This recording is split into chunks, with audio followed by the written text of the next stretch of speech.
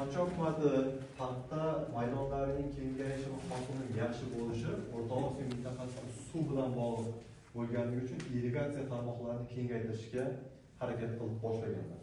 Mahsulot bu yerda tayyorlanmagan. Ya'ni bu yerda faqatgina paxtani tozalangan g'alla qanqisligiga sabab bo'ldi. Sababi Rossiya imperiyasi bu hududda asosan o'zining sanoat mahsulotlari, sanoat korxonalari uchun paxta xomashiyosini yetkazish. Ikkinchi yarmi 20 asr boshlarida Turkiston o'lkasida ijtimoiy-iqtisodiy hayot asosan Rossiya imperiyasi tomonidan Turkiston o'lkasining bosib olinishi bu mustamlakachilik siyosati bilan bog'liq edi. Turkiston o'lkasida Rossiya imperiyasi tomonidan bosib olingandan so'ng 1867-yilda Turkiston o'lkasida yer suv tuzilishi, ya'ni yer suv islohoti o'tkazila boshlandi. Bugungi mavzu bo'yicha guruhimiz bilan krossvord metodini tayyorladik.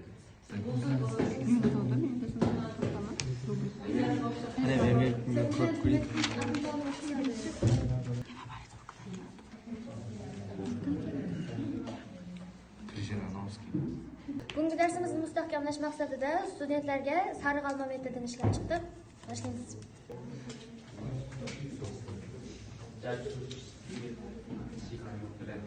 Samandar Savol. Kaufman nechanchi yillarda general gubernator bo'lgan? Aybek Savol.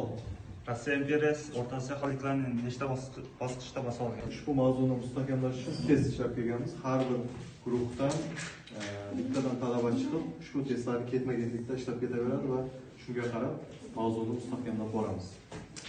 Ha, ishda. To'g'ri bo'ldi. To'g'ri, keyingisi. Ikkinchi savol. Krasnovodskdan Andijongacha bo'lgan masofa qancha bo'lgan?